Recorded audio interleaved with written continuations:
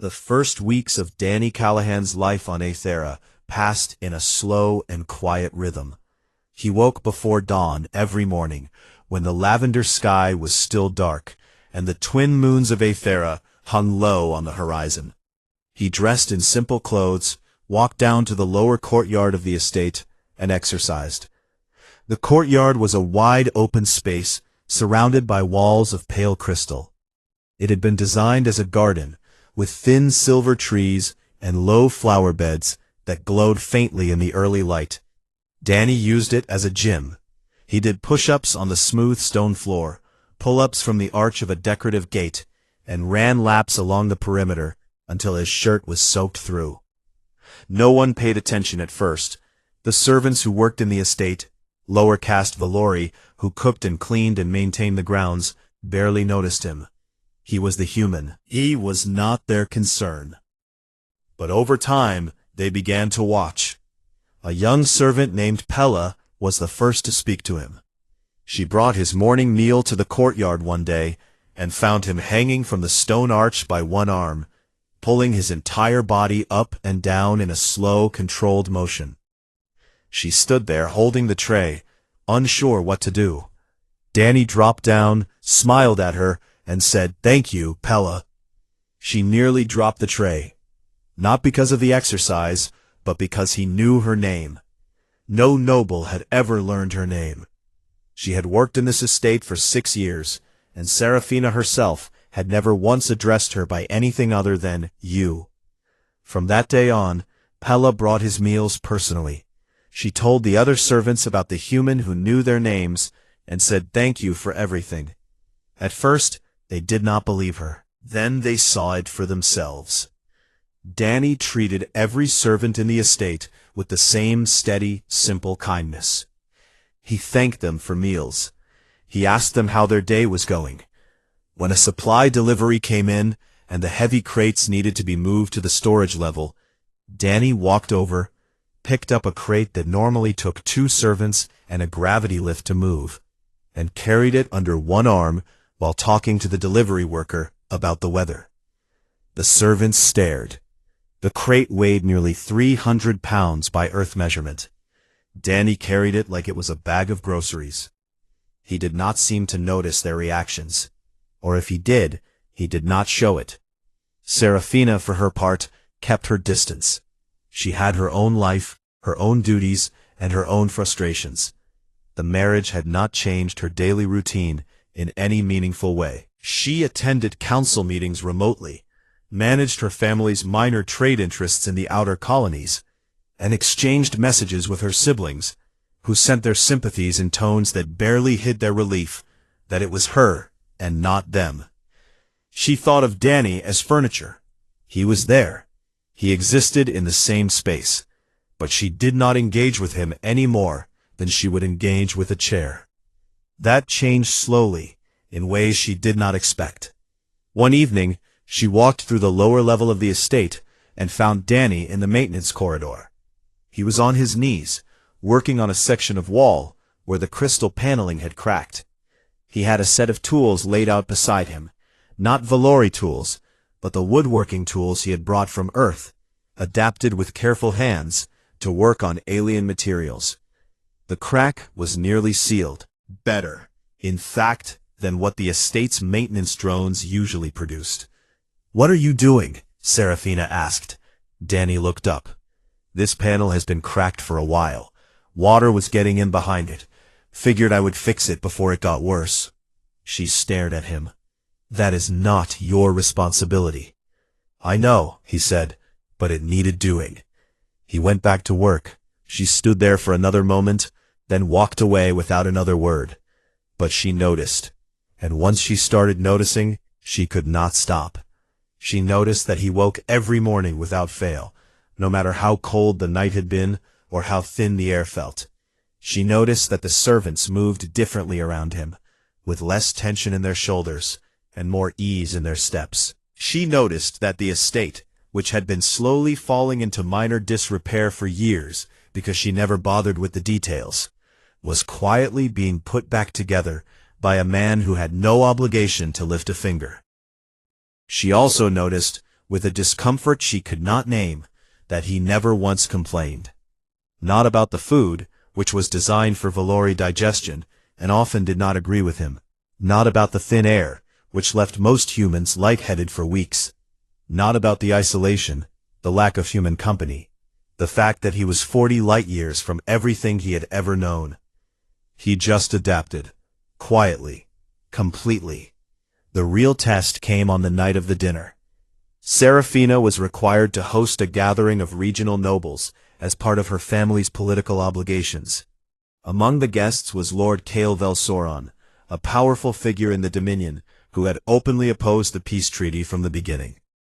Kael was tall even by Valori standards, with sharp features and a voice that carried the kind of authority that came from generations of wealth and power. He also had a reputation for cruelty that he wore like a badge of honor. Danny was expected to attend. The servants dressed him in Valori-style clothing that fit badly on his broad frame, and he took his seat at the far end of the long table, away from the important guests. He ate quietly and spoke only when spoken to. Kael noticed him immediately. Throughout the meal, Kael made comments aimed at Danny, small ones at first, almost casual. He referred to humans as heavy worlders and joked about their short lifespans. He compared their intelligence to trained animals.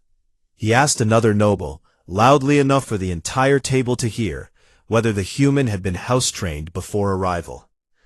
Danny continued eating. He did not react. He leaned forward in his seat, his ice-pale eyes locked on Danny, and said, "Tell me, human, on your world, do they breed you for obedience, or does it come naturally?" The entire table went silent. Every noble, every servant, every pair of eyes in the room turned to Danny. Danny set down his utensil. He looked up at Kael, and his expression did not change. There was no anger in his face, no embarrassment, no fear. He met Kael's gaze with the kind of steady calm that most people could never manage, even in easy situations, let alone when they were being humiliated in front of a room full of powerful strangers. "Where I come from," Danny said, "we just try to be polite, even when it is hard." Kael held his gaze for a moment, then let out a thin laugh and turned back to his drink. The table exhaled. Conversation resumed. The moment passed. But Serafina had seen something. When Danny looked at Kael, there was no submission in his eyes. There was no defeat. There was something else, something she had only ever seen in the eyes of the most dangerous military commander she had encountered during the war. It was a kind of quiet assessment, as if Danny was looking at Kael not as a threat, but as something he had already measured and decided was not worth the effort. It was the look of a predator choosing not to hunt. After the guests left, Serafina found herself standing in the corridor outside Danny's room. She did not know why she had walked there. She raised her hand to knock, then stopped. She stood in the silence for a long moment, her hand hovering in the air. Then she lowered it, turned, and walked away. Inside the room, Danny sat on the edge of his bed, his hands resting on his knees. His expression was calm, as always.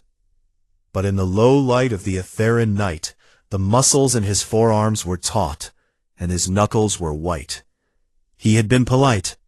It had been very, very hard. 3 months had passed since the wedding, and the arrangement between Danny Callahan and Lady Serafina Veldorath had settled into a pattern.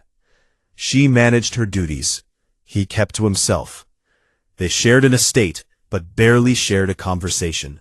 It was not hostile. It was simply empty. Two people living parallel lives under the same roof, with no reason to intersect. That changed on a cold morning when Serafina told Danny she was traveling to a trade summit on Velkarath, a border moon at the edge of Valori-controlled space. It was a routine trip, a 3-day journey each way, with meetings in between. She would be accompanied by 2 guards from her household and a small diplomatic staff. Danny asked if he could come along. Serafina looked at him with mild surprise. He had never asked to leave the estate before. She considered refusing, then decided it did not matter. Having the human present at the summit might even serve as a visible reminder of the treaty. A symbol, nothing more. Fine, she said. Stay out of the way. Danny nodded. Yes, ma'am. The transport was a mid-sized Valori diplomatic vessel, sleek and fast, with a crew of 8 and enough room for a small delegation. Danny spent most of the 3-day journey sitting in the observation lounge, watching the stars pass by through the curved window. He did not bother anyone. He did not ask questions. He read a book he had brought from Earth, a worn paperback with a cracked spine, and drank water from a metal bottle he kept in his bag. On the second day of travel, Serafina passed through the lounge and found him there. She paused. "What are you reading?" she asked. Danny held up the book so she could see the cover. It was a collection of poems by a human writer she had never heard of. "You read poetry?" she asked, not hiding her surprise. "Sometimes," Danny said. "It helps me think." She stood there for a moment, as if waiting for him to say something else. He did not. She moved on. They never reached the summit.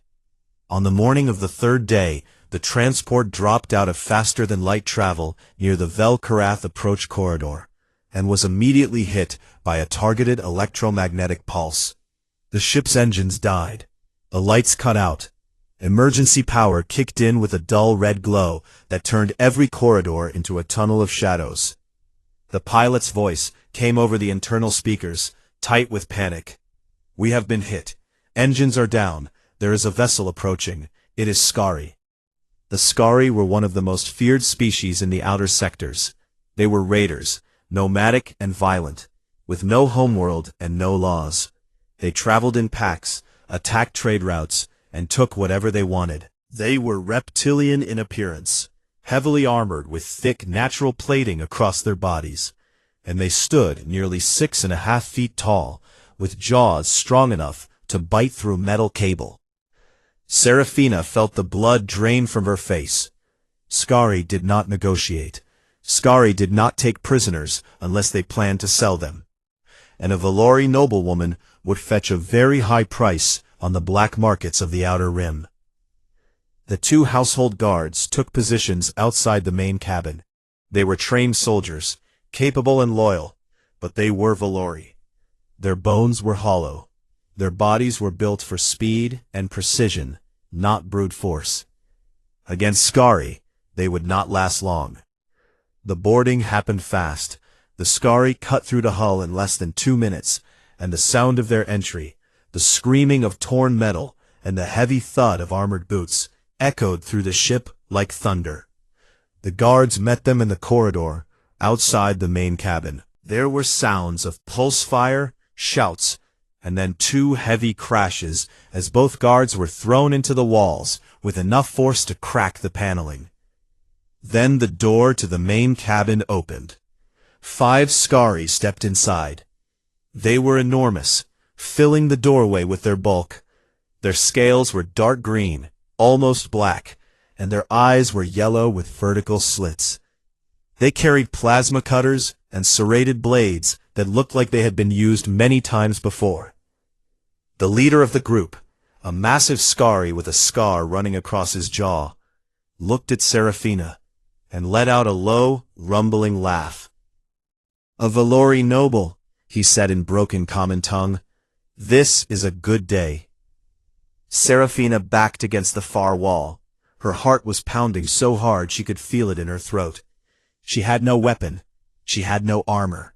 She was a politician's daughter who had never been in a fight in her life. Danny Callahan stepped between her and the Scari. He moved without hurry, without drama. One moment he was at the side of the room. The next he was standing directly in front of Serafina, facing the 5 armed raiders with nothing in his hands and no expression on his face. The scarred Scari looked at Danny and tilted his head. A human? On a Valori ship? Danny did not answer. He just stood there, his feet planted shoulder width apart, his arms loose at his sides. "Move, little creature," the Scari said, "or I will move you." Danny did not move. The first Scary lunged. He was fast for his size, swinging the serrated blade in a wide arc, aimed at Danny's chest. Danny sidestepped the blade by an inch, caught the Scary's wrist with both hands, and twisted. A crack of the joint breaking was so loud it echoed off the walls. Before the raider could scream, Danny drove his elbow into the alien's throat with a short, sharp motion that dropped the creature to the floor like a sack of rocks. The second and third Scary came at him together. One swung a plasma cutter, the other charged with its full body weight. Danny ducked the plasma cutter, grabbed the charging Scary by the arm, and used its own momentum to swing it into the other one. Both of them crashed to the floor in a tangle of limbs and armor. Danny brought his fist down on the back of the nearest one's skull. The impact dented the metal floor plate beneath the Scary's head. The alien went limp instantly. The third Scary tried to rise. Danny kicked it in the chest. The force of the kick sent the 6.5-foot, 300-pound alien sliding across the floor and into the far wall, where it hit with a crack and did not get up. The fourth Scary fired its plasma cutter. The shot missed Danny by a hair, scorching the wall behind him. Danny closed the distance between them in 2 steps, ripped the weapon out of the alien's hands, and bent the barrel with his bare grip.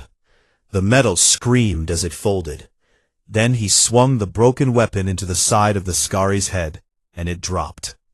The fifth Scary, the leader with the scarred jaw, looked at the 4 bodies on the floor. He looked at Danny, who was standing in the middle of the cabin, breathing evenly, with blood on his knuckles and not a scratch on his body. The Scary turned and ran. Danny let him go.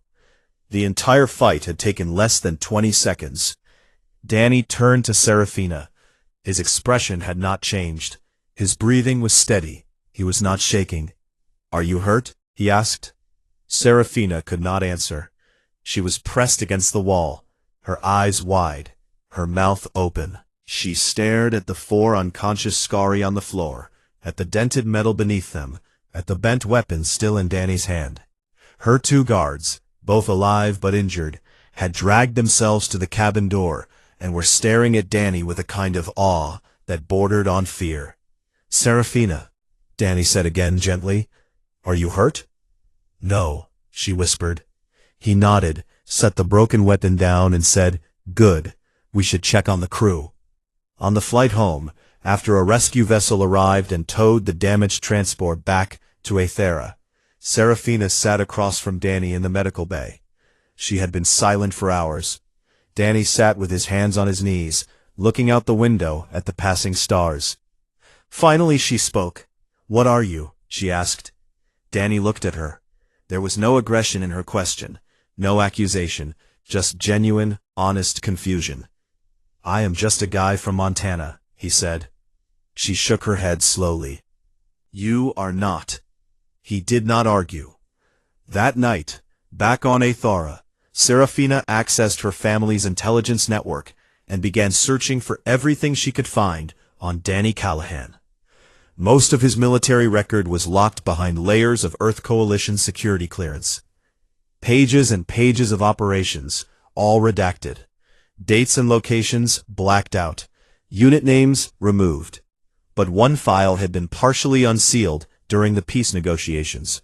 A medical file attached to a program designation. The designation read, Project Ironclad, Enhanced Durability and Combat Response Program. Serafina read those words in the cold light of her study, alone, and felt a chill run through her silver skin. The Earth Coalition had not sent her a carpenter. They had not sent her a symbol of peace. They had sent her a weapon. And he had been sleeping in the room next to hers for 3 months. 6 months after the wedding, the peace between the Valori Dominion and Earth came apart. It did not happen all at once. It happened in pieces, like a crack spreading through glass, slow and then sudden. Lord Cale Velsorin had been planning for months. He had allies in the military, debts owed by council members, and a hatred for humanity that ran deeper than politics. To Kale, the peace treaty was not a solution. It was a surrender. And the marriage, the bonding of a Valori noblewoman to a human, was the greatest insult the Dominion had ever suffered. He moved on a quiet night, when the moons of Aethara were dark. Kale's forces arrested Archon Malon Veldorath in his own home, dragging him from his bed in front of his household. The charges were treason, fabricated and paper-thin, but backed by enough military muscle that no one dared challenge them openly. Within hours, Kale had seized control of the High Council chamber and declared himself acting authority of the Dominion. His first official order was the termination of the peace treaty with Earth. His second order was the capture and public execution of Danny Callahan. The news reached Seraphina at the estate just after midnight. A loyal servant who still had contacts inside the capital slipped the information to her through an encrypted channel. Her father was in prison, Kale was in power, and soldiers were already on their way to the estate. Seraphina found Danny in his room. He was awake, sitting on the edge of his bed in the dark, as if he had already sensed that something was wrong. She told him everything: the coup, her father's arrest, the execution order. She expected fear. She expected him to ask her for help, to beg her to find him a way off the planet. She expected the calm to finally crack. Danny listened without interrupting. When she finished, he was quiet for a moment. Then he asked one question. "How many soldiers is he sending?" Seraphina swallowed. "At least 40, maybe more. They will have pulse rifles and armored transports." Danny nodded slowly, the way a man nods when he is calculating something in his head. "Okay," he said. "You should get the servants to the lower levels. Tell them to stay there until it is over." Seraphina grabbed his arm. Her thin fingers barely circled his forearm. "You cannot fight 40 soldiers, Danny. This is not 5 raiders in a cabin. These are trained Valori military." Danny looked at her. There was no bravado in his expression, no reckless confidence, just that same steady, unreadable calm she had seen 100 times before. "I have fought worse," he said. He stood up, pulled on his boots, and walked out of the room. Seraphina stood frozen for a moment. She woke the servants, gathered them into the reinforced lower levels of the estate, and sealed the doors behind them. Pella, the young servant who had been the first to learn Danny's name, looked at her with wide, frightened eyes. "Where is the human?" Pella asked. Seraphina paused at the door. "He is outside." "Alone?" Seraphina did not answer. She sealed the door and went to the upper balcony. From there, she could see the front gate of the estate. The courtyard was dark and empty. The silver trees stood motionless in the still air. Danny was standing at the gate, alone, his hands at his sides, his back straight. They came 20 minutes later. The convoy was exactly what Seraphina had feared. 2 armored hover transports, each carrying a full squad of soldiers, a command vehicle in the rear, 46 Valori soldiers in total, all in full tactical gear with pulse rifles and body armor. They were led by Commander Tyrell Velnash, a decorated officer known for his efficiency and his willingness to follow orders without question. The transport stopped 50 meters from the gate. The soldiers deployed in formation, spreading out in a wide semicircle. Pulse rifles hummed as they powered up. Tyrell stepped forward and activated an amplifier. "Human," Tyrell said, his voice ringing across the courtyard. "By order of Lord Kale Velsaran, acting authority of the Valori Dominion, you are to surrender yourself immediately. Any resistance will be met with lethal force." Danny did not move. He stood in the gateway, backlit by the faint glow of the estate behind him. "I am going to pass on that," he said. Tyrell hesitated. He had been told the human was a passive symbol, a prop. He had not been told to expect resistance. "This is your final warning," Tyrell said. It was a small motion, the kind a man might make before picking up a heavy piece of lumber. "Come and get me," he said. Tyrell gave the order. The first squad advanced. 8 soldiers moved in tight formation, pulse rifles raised. They fired in a coordinated volley, beams of blue-white energy cutting through the night air toward Danny. Danny was already moving. He was faster than anything the soldiers had been trained to expect. He covered the distance between himself and the nearest transport in a sprint that ate up the ground in seconds. He grabbed the front end of the armored vehicle and pushed. The transport, which weighed several tons, tipped. Then it rolled. Danny shoved it onto its side with a sustained effort that made the tendons in his neck stand out like cables. And the vehicle crashed into the advancing squad, scattering soldiers like pieces on a game board. Pulse blasts hit the ground around Danny's feet, scorching the stone. He grabbed a vehicle door that had been torn loose in the crash and held it in front of him like a shield. Pulse blasts slammed into the metal, heating it until it glowed. But Danny pushed forward through the fire, closing the distance step by step. When he reached the second squad, the shield became a weapon. He swung it in a wide arc that caught 3 soldiers across the chest and sent them flying.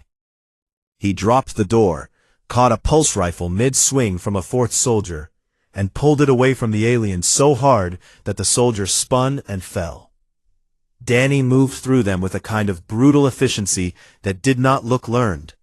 It looked natural, like breathing or walking. Every motion had a purpose. Every strike landed where it needed to land. The Valori soldiers were not slow or untrained, but they were built for a different kind of combat. Their hollow bones cracked under impacts that Danny delivered almost casually. A palm strike to a chest plate here, a sweep of the legs there. He never used more force than he needed. He never struck twice where once was enough. The 3rd and 4th squads tried to regroup. Someone shouted an order to fall back and form a firing line. But Danny did not give them the time. He closed the gaps between groups faster than they could retreat, moving from squad to squad like a storm rolling through a field. He flipped the second transport. He grabbed it by the undercarriage, set his feet against the ground, and heaved. The vehicle went over with a crash that shook the ground, and the soldiers who had been using it for cover scattered in every direction. Within 15 minutes, it was over. 38 of the 46 soldiers lay on the ground, unconscious or groaning. The remaining 8 had dropped their weapons and were running into the darkness beyond the estate walls. The 2 transports were overturned. The command vehicle had its doors ripped off. Commander Tyrell was pinned beneath one of the transports, his leg caught under the edge. He was alive but unable to move. His pulse rifle was broken in half on the ground beside him. Danny walked over to him. He was breathing harder now, but he was not winded. There was sweat on his forehead and dust on his clothes, and his knuckles were raw and bloody, but he stood straight and steady. He knelt beside Tyrell and looked the commander in the eyes. "Tell Cale," Danny said, his voice low and even, "that if he wants me, he can come himself." Tyrell looked up at him. The commander had served in the Valori military for 20 years. He had fought in battles across 3 star systems. He had faced enemies that would make most beings tremble. He had never, in his entire life, been this afraid. "I will tell him," Tyrell whispered. Danny stood up. He turned and walked back toward the estate. Behind him, the courtyard looked like a disaster zone. Broken weapons, scattered armor, overturned vehicles, groaning soldiers. He had not killed a single one of them. He looked up at the balcony where Serafina stood. She was gripping the railing with both hands, her silver skin pale even by Valori standards. Danny gave her a small, tired wave. Inside her chest, something cracked open, something she had been holding shut since the day they told her she was marrying a human. Lord Cale Vel Soren made his biggest mistake on the morning after the battle at the estate. He released the footage. Cale's surveillance drones had been hovering above the estate during the assault, recording everything from multiple angles. The footage was clear and detailed. It showed Danny Callahan, one human, standing alone against 46 armed Velori soldiers. It showed him flipping armored transports, disarming squads, and dismantling a professional military force in 15 minutes. Kale broadcast the footage across every communication channel in the Dominion. His intent was clear. He wanted the Velori people to see the footage and feel fear. He wanted them to see the human as a monster, a savage beast that proved why the peace treaty had been a terrible mistake.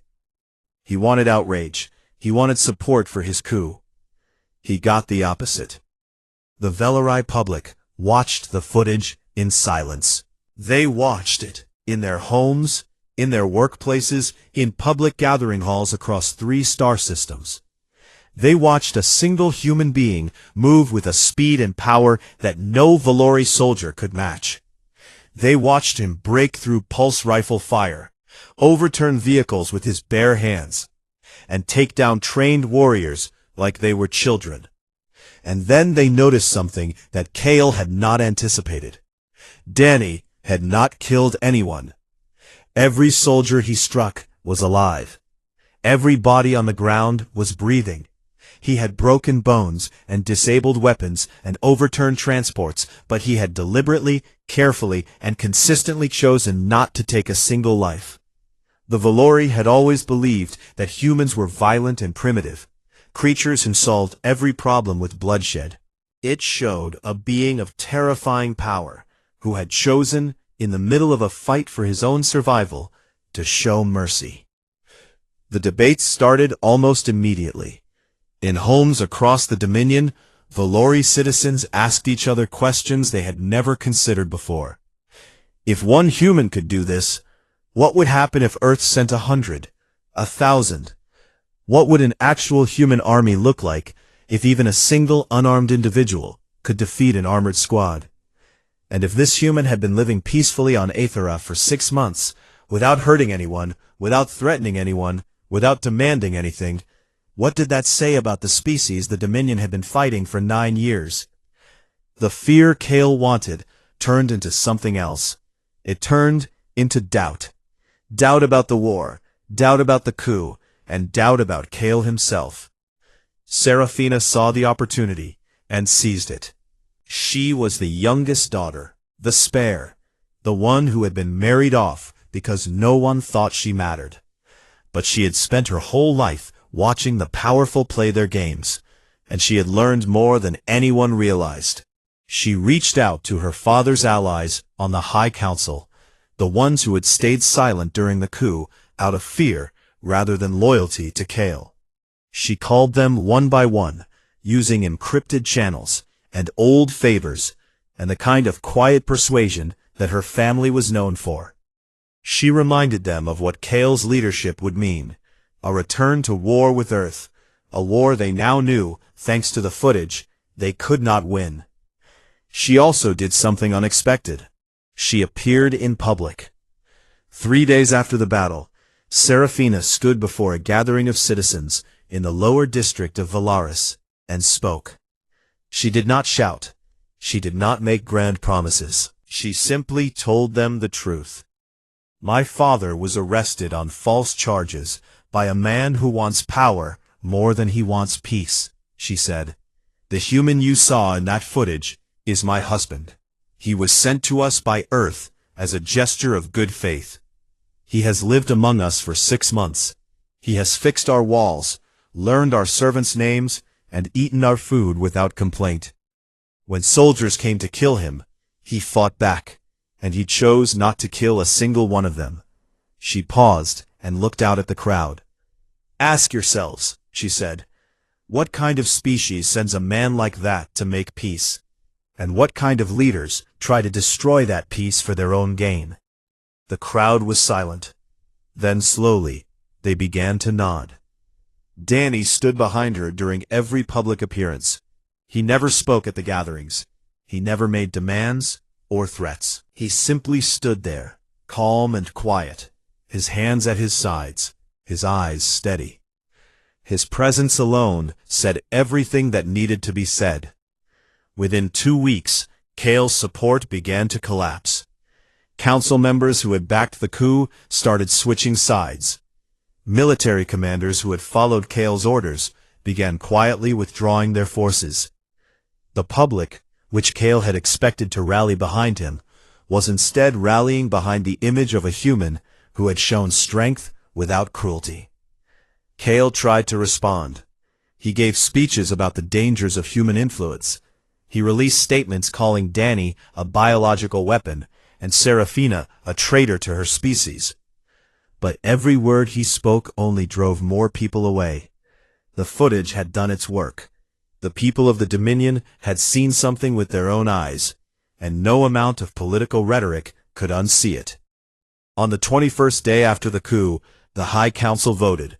The result was not close. Kale Vel Sauron was stripped of all authority, arrested by his own guards, and sentenced to exile on a penal colony in the Outer Rim. Archon Malon Veldorath was released from prison and restored to his seat on the council. The peace treaty with Earth was formally renewed the following day. At the restoration ceremony, held in the same grand hall where Danny had first met Seraphina, the Archon approached Danny in a quiet corner away from the crowd. Malon looked older than he had before the coup. His silver skin had lost some of its luster, and his eyes carried a weight that had not been there before. He studied Danny for a long moment. "I owe you a great deal," Malon said. Danny shook his head. "You do not owe me anything." "I underestimated you," the Archon said. "We all did. I sent my daughter into this marriage, thinking it was a sacrifice. I thought you were nothing." Danny met his gaze without flinching. "I get that a lot." Malon was quiet for a moment. Then he said, "My daughter. You care for her?" It was not a question. "Yes, sir," Danny said. "I do." The Archon nodded slowly. "Then perhaps this marriage was not the waste I believed it to be." He placed a hand on Danny's shoulder, a gesture of respect that in Valori culture was reserved for equals. Then he turned and walked back into the crowd. That evening, after the ceremony had ended and the guests had gone, Seraphina found Danny on the balcony of their estate. He was leaning against the railing, looking up at the stars. The lavender sky of Aethara had darkened to a deep purple, and the twin moons hung low on the horizon, casting silver light across the crystal gardens below. She walked to the railing and stood beside him. For the first time since they had met, she did not keep a distance between them. They stood in silence for a while. "You could have killed them all," she said at last. "Yes," he said. "Every single one. The soldiers, the raiders, all of them. Yes." She turned to look at him. "Why did you not?" Danny was quiet for a long time. He watched the moons move slowly across the sky, their light catching the crystal towers of Valaris in the distance. "Because I did not come here to break things," he said. "I came here to build something." Seraphina felt the weight of those words settle into her chest.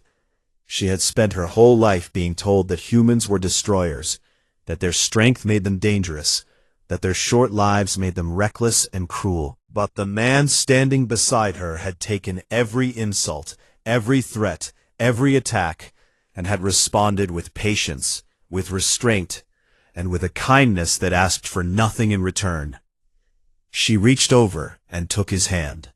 His rough, calloused fingers closed gently around her slender ones.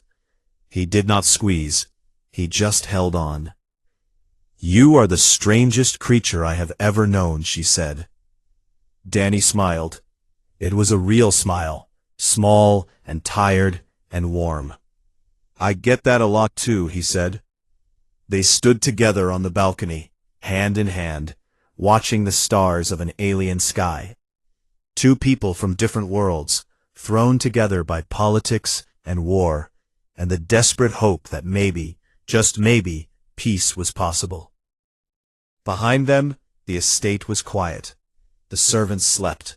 The crystal gardens glowed faintly in the moonlight. The world was still. Across the galaxy, the footage of Danny's stand continued to spread.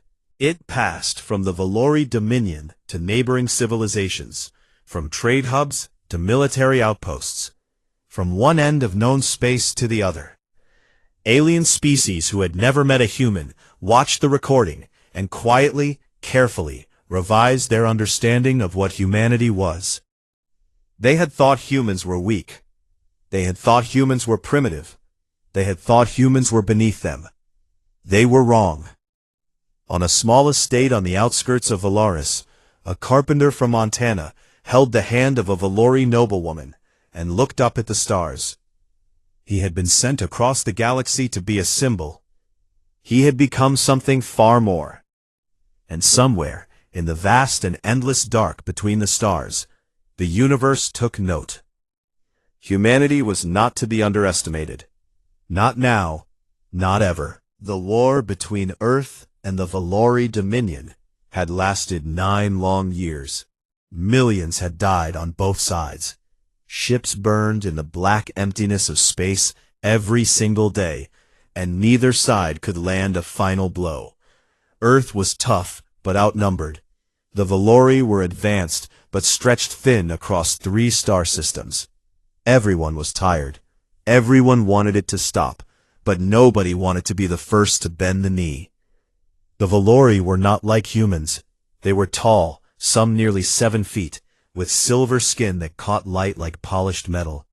Their bones were hollow, their limbs long and thin, and they moved with a kind of grace that made humans look clumsy by comparison.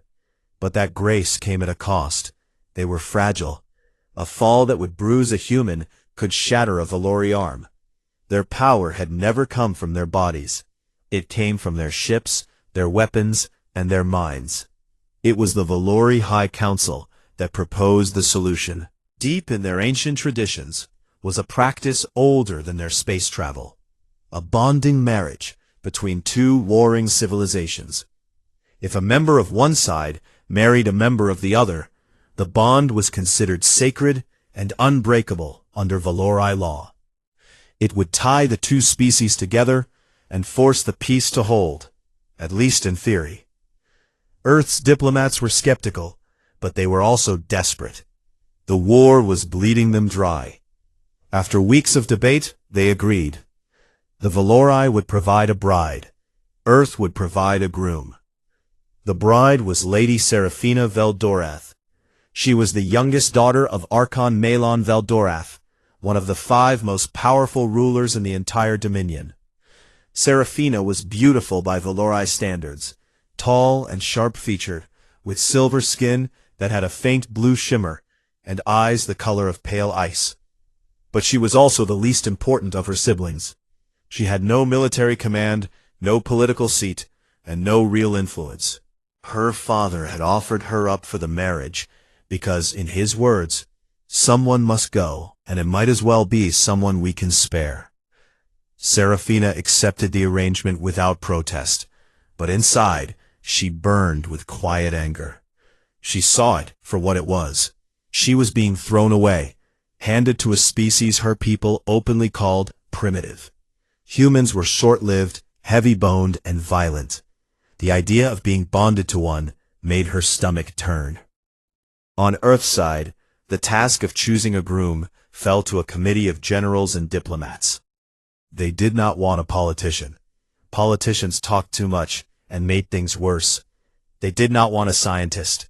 Scientists asked too many questions. They wanted someone simple, someone calm, someone who would not cause trouble. They chose Danny Callahan. Danny was 32 years old. He came from a small town in Montana, where the winters were long and the people were quiet. He had joined the Marines at 18, served for 12 years, and left the service 2 years ago, after a deployment that was buried so deep in classified files that even the generals on the committee did not have full access to the details. Since leaving the military, Danny had been working as a carpenter, building houses and fixing barns, and living a life so ordinary that it barely left a footprint. He was 5 feet 11 inches tall, broad across the shoulders, with thick arms and rough hands. His hair was brown and cut short, and his face was the kind that people forgot 5 minutes after meeting him. He was polite. He was patient. He did not raise his voice. The committee loved him. He was, in their eyes, the perfect candidate. Harmless enough to keep the Valori comfortable. Obedient enough to follow orders. Forgettable enough to fade into the background. When they told Danny about the assignment, he sat in silence for a full minute.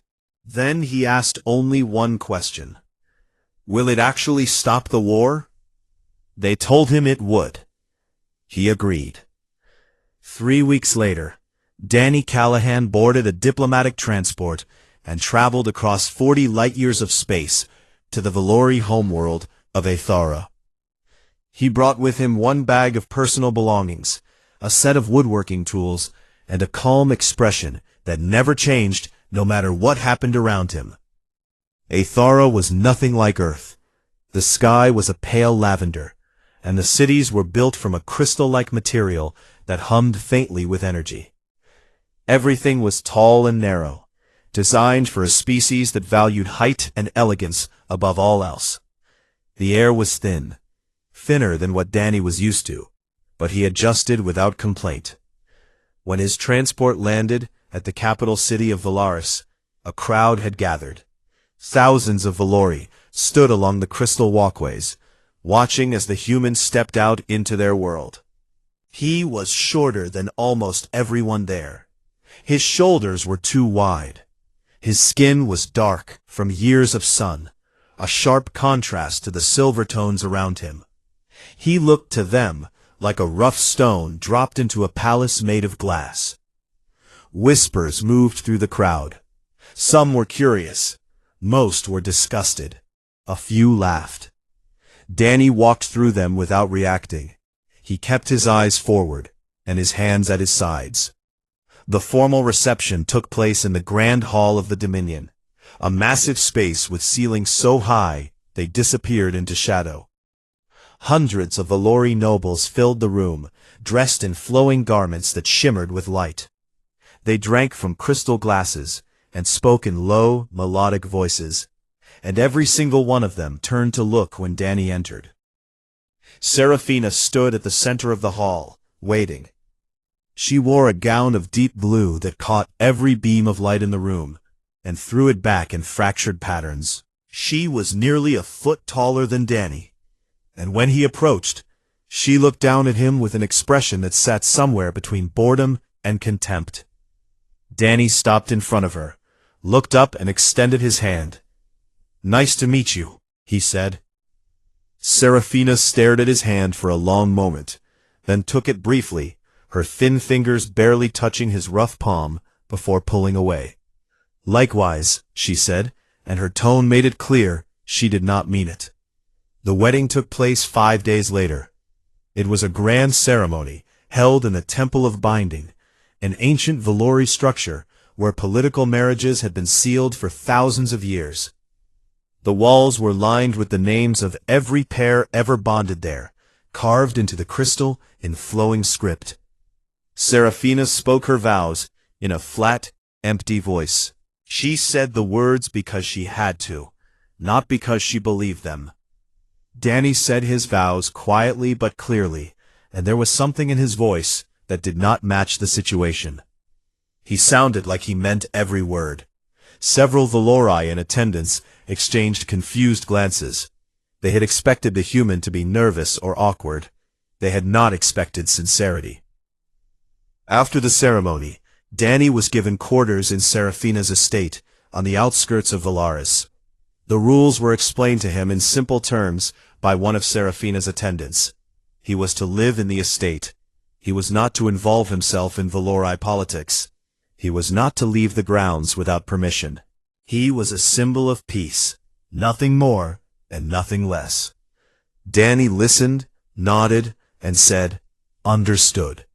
That night, alone in his room, on an alien world 40 light-years from home, Danny Callahan sat on the edge of his bed, looked out at the lavender sky through a window made of crystal, and let out a slow, steady breath.